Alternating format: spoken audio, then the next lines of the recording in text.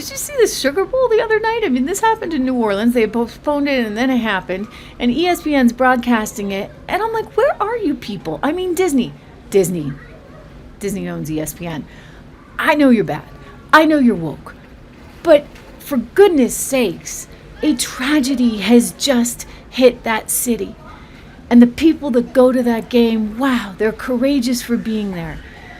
And they had a moment of silence and the national anthem for the victims of that heinous attack. And you guys can't even be bothered to cover it? It's like it didn't even happen. It didn't exist on the Disney broadcast. That's kind of messed up, don't you think? I mean, I'm telling you, you know what, Bob Iger, you got to sell that thing as fast as you can. There's one hot potato that you got to get rid of. I realize nobody wants it. Maybe you could pull a Spinco thing, kind of like MSNBC. Divest it away in some tax advantage solution so that it trades independently on its own. It has nothing to do with the main Disney corporation, which can't deal with the losses that are coming from it, nor the political headaches that are coming from this. I mean, Disney just didn't even bother. This has become a story. Here's the quote in the Daily Mail. ESPN sparks fury over disgusting move as Sugar Bowl fans break into tribute to New Orleans victims. So there's this wonderful tribute. It's this wonderful moment. And ESPN doesn't even bother to carry it. Like, how is that decent in any way? I don't even know what to say about it other than, you know what, Bob Iger, CEO of Disney, has said over and over again before that he was interested. Remember out in Sun Valley, I've played the clip with CNBC's David Faber that he was interested in selling this thing. So it's like, okay, what's going on? They want to sell ABC News. That's The View. They want to sell ESPN. They want to get rid of all of these networks because guess what? None of them are working. They want to keep streaming. They want to keep everything else. But this stuff, it's just not working. And I think this example of not even bothering to have the decency to show all of the world how New Orleans was standing up for New Orleans, that's messed up. But you know what's even more messed up? Did you see what was going down in New York City? Within hours of this heinous, horrific attack, next day, you got people marching in the streets, pro-Palestine movement happening there in New York City. I mean, really. Time and place. I get it's a peaceful march.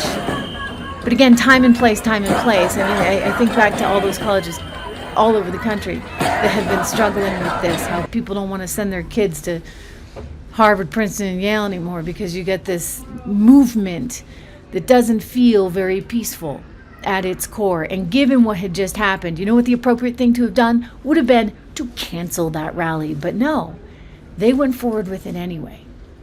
So ESPN should be ashamed. Disney should be ashamed. The organizers of that protest in New York City should be ashamed. And you know what? It's high time. The FBI should be ashamed. We got to actually start recognizing the real threats as opposed to trying to be all things to all people and say, okay, we're going to accept this and it's their culture. I'm sorry. A culture that treats women like their culture treats women is never a culture I'm going to accept. Not here in the United States of America. Thank you very much. You can say it's a religion all you want. You're going to treat women like that? We're not going to accept you.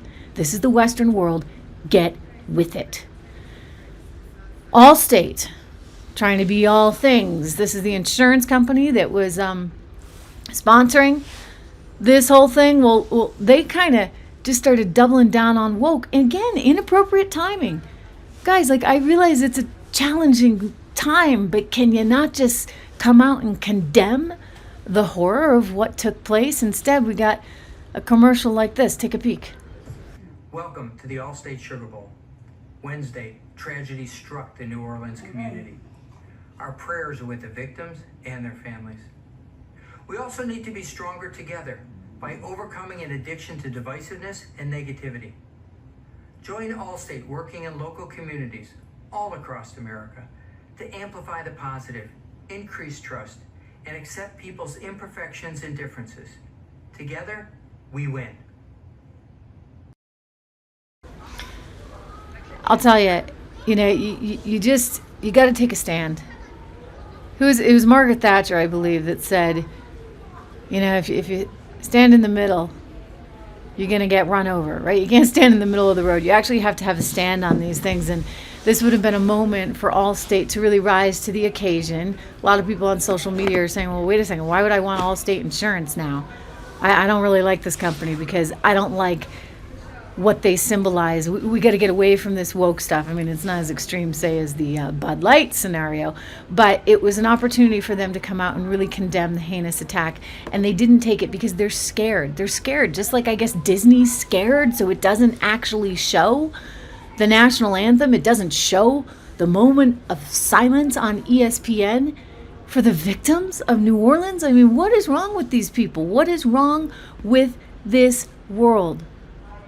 It blows me away. Meanwhile, the media just, keeps trying to pretend like this stuff isn't even happening. It's a very concerted effort, from the commercial that aired by Allstate at the Sugar Bowl to Disney's refusal to air the national anthem and the moment of silence to, I don't know, this. Do you see this headline right here? Truck rams New Orleans crowd. This is in the Washington Post. In the Washington Post, that newspaper that's owned by none other than now Jeff Bezos. Jeff Bezos, who was just down at Mar-a-Lago the other day with his wife, trying to cozy up to Donald Trump. I guess he made a smart move. He must have seen some polling that Biden didn't get to see, suggesting that, there was no way that Biden was actually going to win that election. And then he told the Washington Post that they couldn't print their editorial saying, we need to vote for Biden no matter what. So anyway, this is his paper. He's worth hundreds of billions of dollars. I'm going to give him a piece of advice. Fire your editors. Get rid of all of them. You need people that actually can be neutral about this and write a real headline. You go over to X, they've actually got real headlines. They would community check this, because a truck doesn't ram itself into a New Orleans crowd. A truck is driven by a jihadist, a crazy person, into a New Orleans crowd. Do you see the difference? You see the distinction? I mean, it's like they're always trying to cover up. They're always running scared. And we can't run scared like this anymore, America. We actually have to be out in front of this. There can't be any tolerance. And the media is all about that. And so it's disturbing to me. Jeff Bezos is going to need to clean up shop. Now, some things have happened.